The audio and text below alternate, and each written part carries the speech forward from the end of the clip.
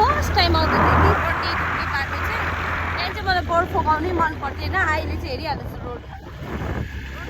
nice हेरिहाल्नुहोस् बाटो म देखाउँदैछु तपाईँहरूलाई ल road road is very very के भन्नु पिच होला यो ठाउँ चाहिँ यस्तो घिनलाग्दो थियो क्या फर्स्ट टाइम आउँदा तलबाट चाहिँ गाडी रिजर्भ गरेर आएको यस्तो कालोमा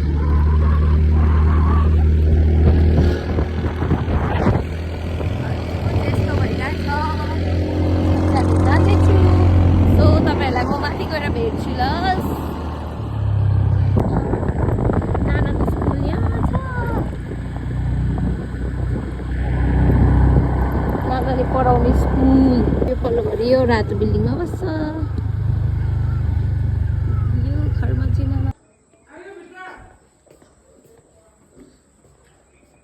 क्या करिङ what are you doing tuition time होइन है नानाको किचन यता नाना किचन यता छ रुम यता छ हाय हाय My God,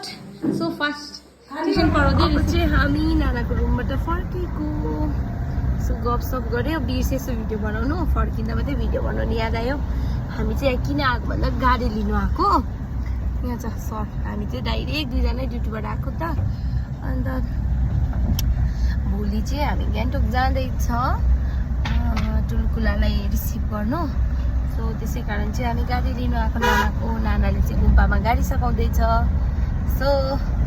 त्यसको लागि आएको थियो thank you so much guys for watching my mini vlog mini भन्दा पनि मिनी हेलो गाइज यो देख्दै गरेको टनल चाहिँ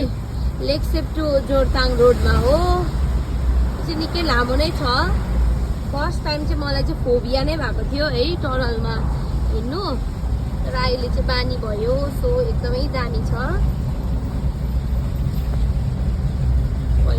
पहिलाको भन्दा अहिले सेफै लाग्छ पहिला लाइट थिएन अहिले चाहिँ लाइट पनि लगाएको छ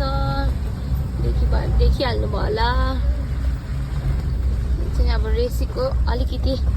1 किलोमिटर अगाडि मेरो गाउँ चाहिँ यहाँ माथि छ